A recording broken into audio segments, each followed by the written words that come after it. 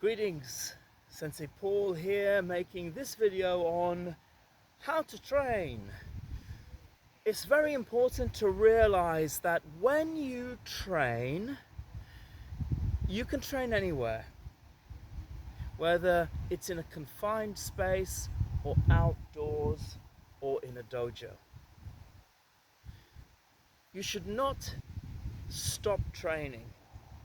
Now, I've just recovered from a cold and I don't want to exert myself so much. So I'm going to train very light from one particular stance. Kibidachi. Kibidachi, Okinawan style. So in Okinawa, the stances tend to be a little higher, and the thinking is that they're more practical and more easy to fight from a stance which you can move around in. That being said, there are pros and cons to everything. So let's train one kata from high stance and see if you can recognize the kata without the leg movement.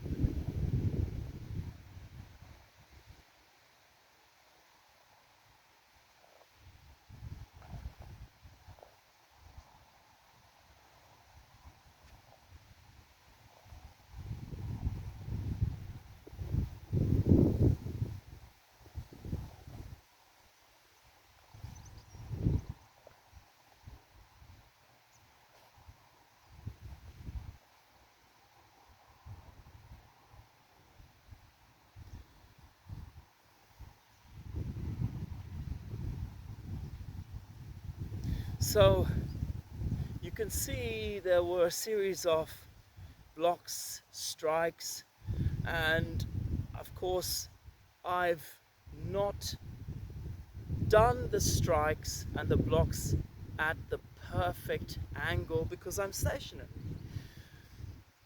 I like to work on one thing at a time, and I could do the movements out of sequence. I could do them with strength and power. I could do them with speed. I could do the movements visualizing an opponent.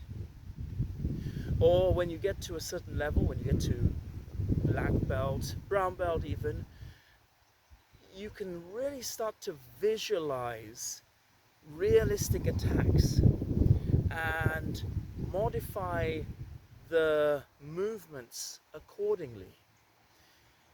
Very important to get the movements right in order to execute them correctly to begin with. But at some point you have to reach that restage or stage that involves doing things alone and by yourself. Standing in a high horse stance allows you to stand like this for much longer. Otherwise, if you're a complete beginner and you're standing lower or even lower like this, it's very difficult to maintain that throughout the course of your practice. So that kata was Heian Shodan. You could call it Heian, Pinan, depending on what form you are learning. The Pinan katas were the original name adopted by the Okinawans, and the Heian katas, the Japanese. Both very effective, powerful katas with many applications of bunkai attached to them. So let's look at the kata again. I'm going to modify the movements once more in terms of what angle I use. Heian Shodan.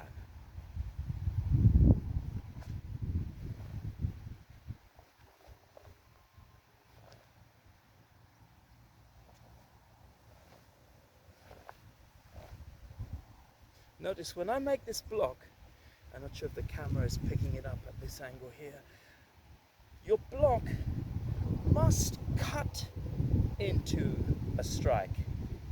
I've seen a lot of people doing blocks like this, but eventually this turns into a triangle. If you're more of a fighter, you'll understand this, and eventually straight up, circle, and come in.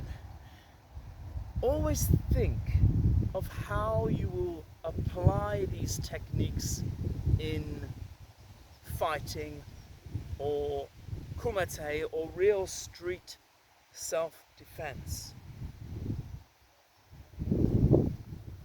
From here, next move,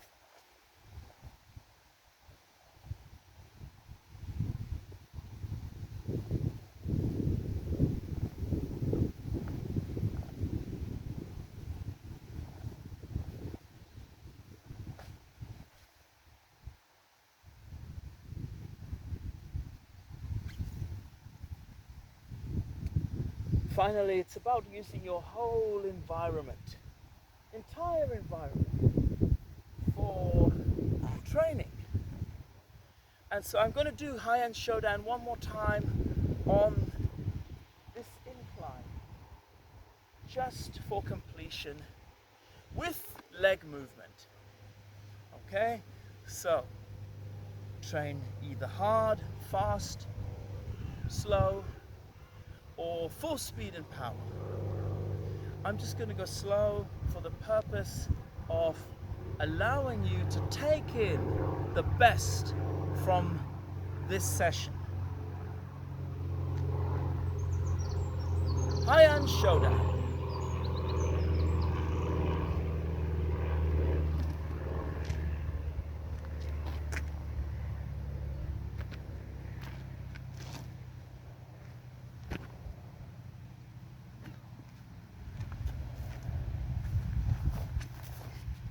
This is where you shout, Kiai.